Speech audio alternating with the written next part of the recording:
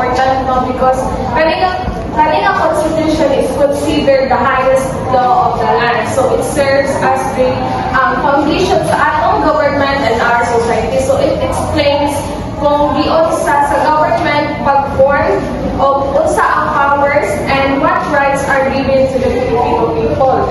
So kanina Constitution is main guidebook din sa atong country because it tells both the government and the citizens what is right, what is allowed, and what must be protected.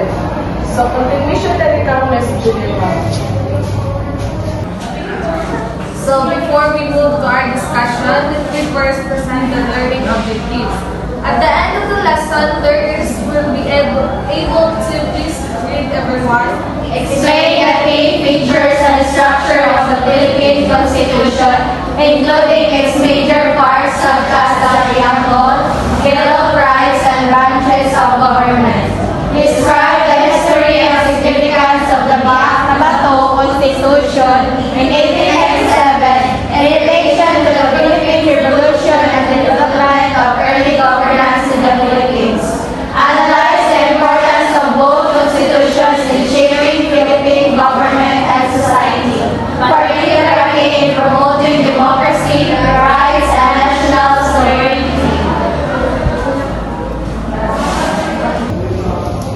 So, what is the Philippine Constitution? So, the Philippine Constitution is the supreme law of the country. So, like as what I've said earlier, so when we say supreme law, it means it is the highest and most powerful law in the Philippines. So, all other laws, rules, and government action must follow it. So, if our law is against siya sa Constitution, then kana ang law is ma-question siya or even matanggal. So, kanina Constitution, it explains the structure of the government. So, this means nga, it tells us how the government is organized and who has authority. So, it also protects the rights of citizens, which means it makes sure rin na ang mga people is treated because sila fairly, really unfairly. So, aside from that, no, it sets the important principles and policies that guide the nation. So, kanina, atong ginagamit ka lang ng Constitution is ang 1987 Constitution. So, familiar mo, ano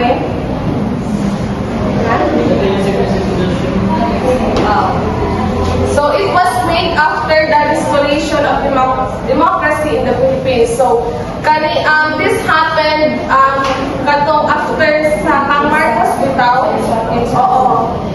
When the people wanted to bring back freedom, justice, and democratic rule. So, when in 1987 Constitution is it became a symbol of a new beginning for the country. So next is the preamble. So kaning preamble is opening part B or introduction ni sa Constitution. So even though nga short ra bitaw siya, it is very meaningful because dili gi-express ang dreams, ang values, and goals sa mga Filipino people. So it shows kung unsa ang ka nation ang naa nato and we to have and what principles nga atong ipaniwalaan.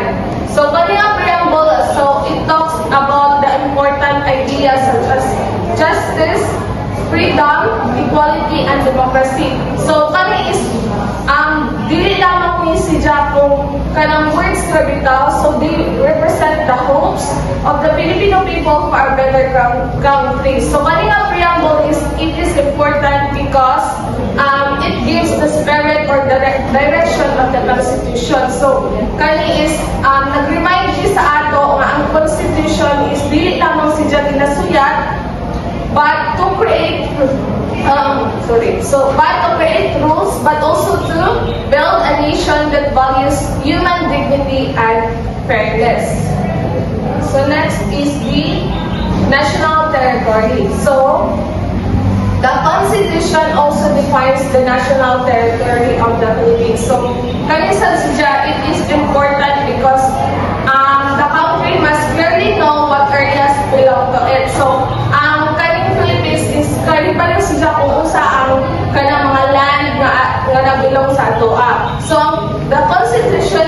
that the territory of the Philippines include its land, waters, and airspace. So this means na ang Philippines has authority not only over its lands but also over the sea around it and the air about it. So kaning nga part is important siya because i-protect din ang sovereignty sa country. So when we say sovereignty, it means ang power sa nation to rule itself and control its own territory without interference from others. So by defining the national territory, ang constitution gihimo siya para ma-clear na ang Philippines has the right to protect and manage its own land and resources. So kani nga part sa constitution is dili lamang siya about sa geography, but it is also about sa identity, sa security, and the protection sa nation's resources. So next is this is the most important feature sa constitution, ang separation of powers. So this means na ang government is i-divide niya into 3 branches. So maunang executive, legislative, o judiciary. So familiar mo ano? Yes, so ang executive, so mauna siya ang nag-enforce or nag-carry sa law. So diha na bilong ang president, diha ang mag-carry ng ating. Oo, siya ang magtuan. So kung ang law sa i-enforce sa president is dili kuan, so ang legislative branch, mauna siya ang maghimo sa law. So diha na bilong ang kuan ka ng Congress. O dihaan sa branch. So, ang judicial branch, una siya ang mag-interpret sa law and they make sure that they are applied correctly. So, dihaan na bilong na ang katong Supreme Court o mga other courts. So, kanang division is very important para malikayan bitaw sa one person or one group from controlling everything. Kaya kung ang isa lang ka branch ang naay power sa tanan, so it could lead to abuse, diba? Or dictatorship. But because ang powers is divided sa tulo, each branch can limit and check the other. So, muna ginatawag nato nga checks and balance. So, for example, Congress is mag-create siya law. Pero ang President can approve or reject it. So, naan pa ng President diha. And also, ang courts can also review the law and check if nag-follow ba itong law sa Constitution. So, in the same way, ang President just do anything because ang court o ang Congress is mag-question niya ang actions and that go beyond the law. So, next is the Bill of Rights. So, it is the one of the most important parts of the Constitution because it protects the fundamental freedoms and rights of individuals. So, kanina rights are very important because they protect people from unfair treatment, abuse of power, and violation of freedom. So, some of rights included are the freedom of speech, freedom of religion, freedom of assembly, right to privacy, right to due process, and equality before the law. So, kanang mga rights, it help make sure that every person is treated with respect and fairness. So the Bill of Rights is important because it gives protection to every citizen. So it reminds us that the government has power, but that power has limits. So especially when it comes to the right of the people. So for example, if someone is accused siya sa crime, so kanang person cannot simply be declared nga guilty siya kanaa. So he or she has the right to a fair trial. So kaninga part is sa due process siya. So also ang government cannot just enter a person's home anytime without proper legal basis. So dapat naagad sa legal basis para makakuan. Because kaninga kuan magud kay ang constitution is to protect ang privacy. So next is the social justice. So the Constitution also justice. So, social justice means fairness in society, especially for people nga pobre or mandato or often neglected. It is the idea that tanang tao should be given equal opportunities and should not left behind. So, kaninang constitution, it protects the rights of the workers, farmers, and marginalized groups. So, this is important because dili man tanang tao sa society have the same opportunities, di ba? So, some sectors need more support so that they can live with dignity and improve their situation in life. So ang social justice, it is important because it shows the Constitution is not only concerned sa politics and government structure. So it is also concerned with the everyday lives of the people. So it wants a society where progress is shared and where everyone has a chance to live a better life.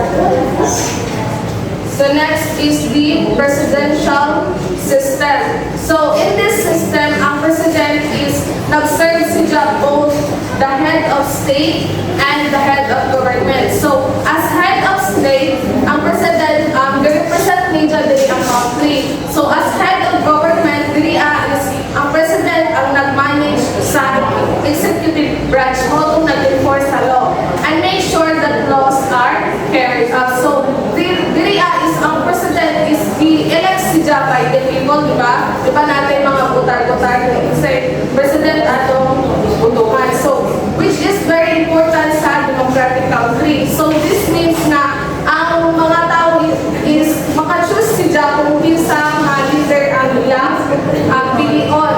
So ang president has executive powers such as pag-implement sa laws, pag-lead sa national programs, pag-manage sa government departments, and also pag-respond sa national concerns.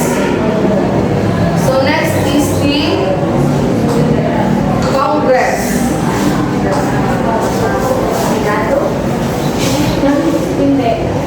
So the Congress is the legislative branch of the government. So di ba ang Congress ang maghimo sa law sa country. So in the Philippines, ang Congress is bicameral siya, which means it has two parts. So it composed of the Senate and the House of Representatives. So ang Senate is made up of senators, di ba, na nag-serve sa nation as a whole.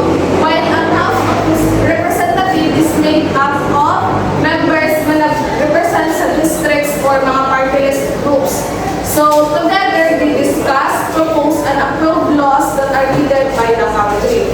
So ang Congress po, naasad sila yung mga important powers. So it approves sila ang mag-approve sa national budget, which is kung ikuha nila kung kanang dito ang asa gigamit ang money, and also kung ihatang nila sa mga project, sa mga services and programs. So di ba karon kay ang atong kwarta is kurang wala na sa season na kanya ay tao. Wala na ang budget, wala na sa ito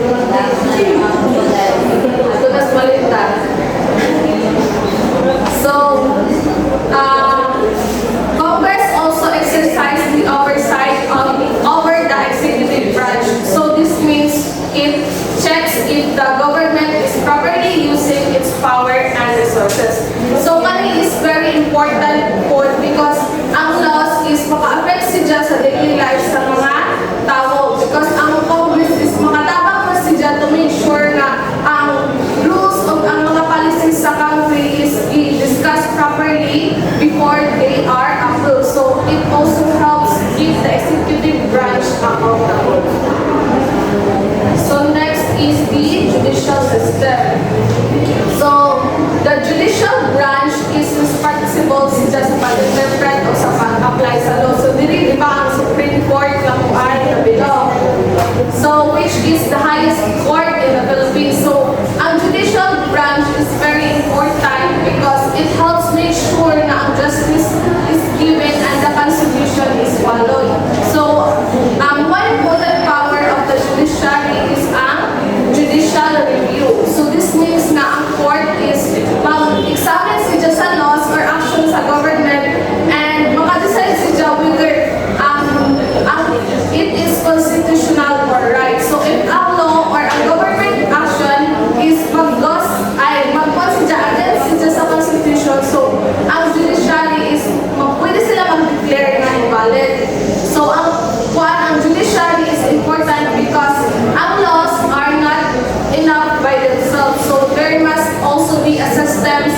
that explains and applies those laws fairly. So, diri is ang court is makatabang siya pag-settle sa mga conflicts, protect the rights, and make sure na ang mga government officials also nag-obey sila sa law.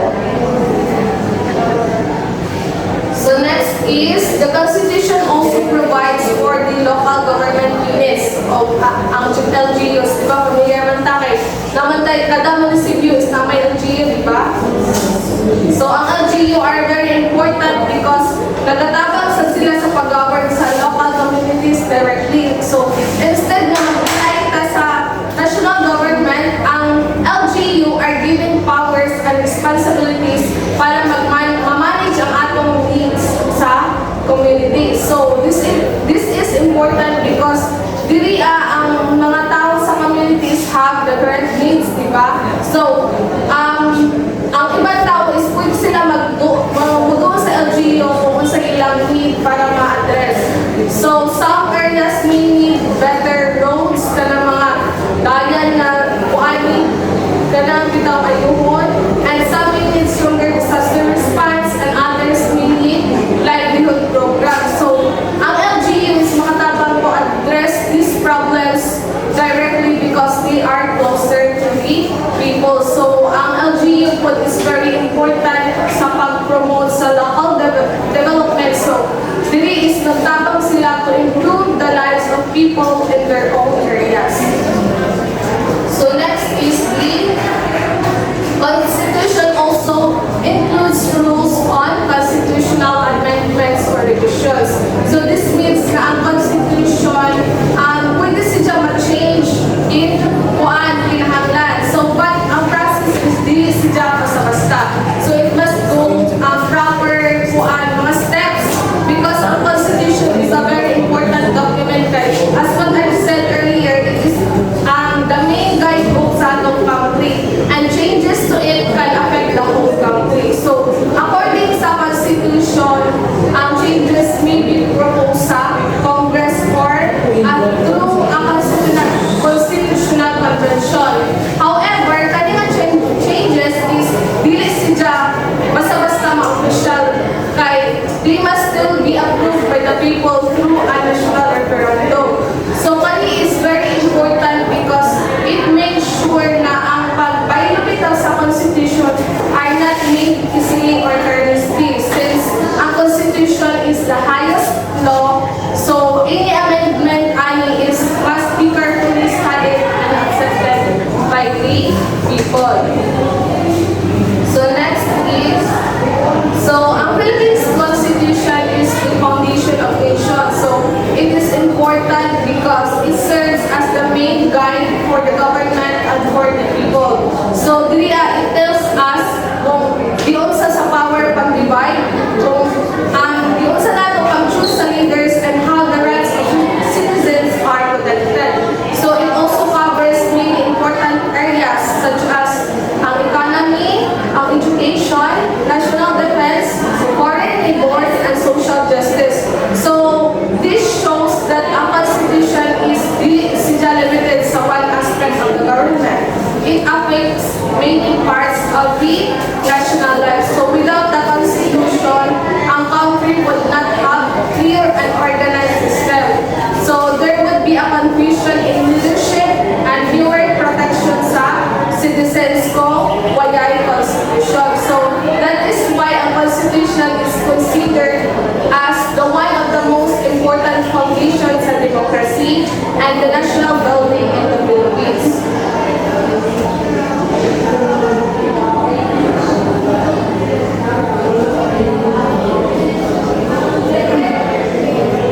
So now that we have discussed the Philippine Constitution, let's go back to the history. We will talk about the Act na Bato Constitution. So, makulit maghapon siya. So this is an important part sa Philippine history because it was one of the earliest attempts of Filipinos to create their own government during the struggles against Spanish rule. So, the Act na Bato Constitution was created in 1897 during the Philippine Revolution. So, ang Philippine Constitution is 1987, di ba? So, kani is 1897. So, against this dyan sa Spanish colonial rule. So, it was named after the act na bato sa Bulacan, where si Emilio Aguinaldo and the revolutionary government established their headquarters. So, kanina constitution was made during a very difficult time kay diliya is ang mga Pilipino is nag-fight pa sila sa freedom, and the revolutionaries is wanted to show that they were capable of organizing their own government. So this was important because diliya is the proof na ang mga Filipino people were ready to govern themselves and were not simply rebelling without purpose. So si Emilio Aguinaldo was one of the main leaders during aning na time. So under sa iyong leadership, ang revolutionary government is nag-try sila to create a system that would guide their struggle and leadership. So ang Biak na Bato Constitution was more than just a document because it was a symbol of Filipino hope for independence and self-rule. So the Biak na Bato Constitution also served as the foundation of the revolutionary government. So this means na nag-a-act siya as a guide for how the revolutionary leadership should be organized and how the decisions should be made. So diri ang headquarters aning ang government was sa bukid pa siya sa Biak na Bato. So even though ang mga revolutionaries ani is nag-hide sila to face the danger, so they still tried to establish a system of governance. So this shows na kung unsa sila ka-strong not only to fight sa freedom but also to build a government that would represent the people. So the Biak na Bato Constitution is divided into three main parts. So first is the preliminary act, next is the Constitution, and the Revolutionary Compact. So the preliminary act was the part that officially declared the establishment sa revolutionary government. So dilian na-recognize si Emilio Aguinaldo as president. So it also stated the goals of the government. So lagi ng mga goals, it includes the defense of the nation, protection of individual rights, and the promotion of social justice. So these are very important ideas because they show the revolutionary government was not only about fighting Spain, it was also about creating a government that protects the people and promotes fairness. So kanina part is important because is ginapakita ang mga early Filipino leaders already understood kung sa ang government and kung sa ang mga goals and should serve the people. So it also shows that ideas like rights and justice were already valued even during the revolutionary period. So next is the Constitution. So today is gina-explain dito how the revolutionary government will work. So it established a National Assembly which was made of representatives from different provinces. So this is very important because it showed the different places were meant to have a voice in the government. So it also stated na ang president would hold executive powers, meaning ang president ang mag-lead o mag-carry out sa government. So at the same time, ang president would is mag-help siya sa Council of Government which would give advice and support in decision making. So kanina arrangement is very important because it showed an early attempt at organized leadership. So it was not a perfect system but it reflected the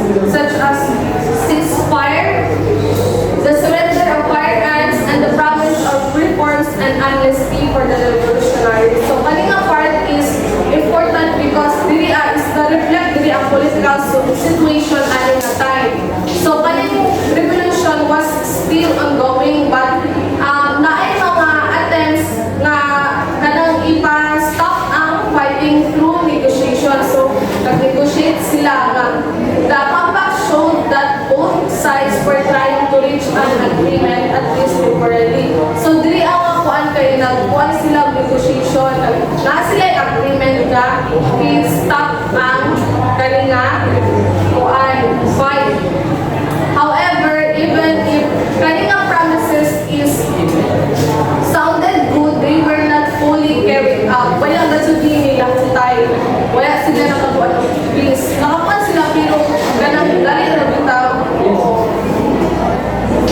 So, next is, so the Biak Bato Constitution was not fully implemented because of the Pact of Biak Bato, which was signed in December 14, 1897. So, kanina pact, it included a temporary ceasefire, monetary payment to the revolutionaries and the exile of Aguinaldo and the other leaders. So, when you say pact, it means formal agreements or treaty between two sides para ma-stop ang conflict and mag-sit-put sila na rin.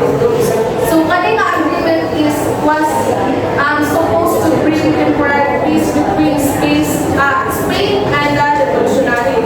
So, ang Spain is nag-offer sila ka ng kwarta. And in return, si Aguinaldo ug ang ijang other leaders agreed to go into side. So, the idea was that this would end or let reduce the conflict for a while. So, because of this, as what I said, nga ang peace is well, the system lasts long. Because ang conflict is the continued habang siya and the struggle for independence did not end there. So, next is, the Biak Bato Constitution had also limitations. So, the one major limitation was that it was not fully implemented because sa pact with Spain, the agreement nila. Another limitation was that the fighting resumed after the agreement, so it failed to create lasting peace. So, because of this, ang revolutionary government under sa Biak Bato Constitution is wala sila continue for a long time. However, even with this limitation, ang Constitution also has great significance. So it became an important framework for the revolutionary government.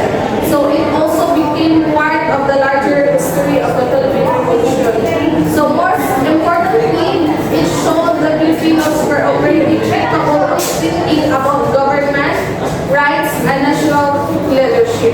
So, ang fitness ani was ato naging waya last long. But ang strength ani was that it became an early symbol of self-governance and national identity.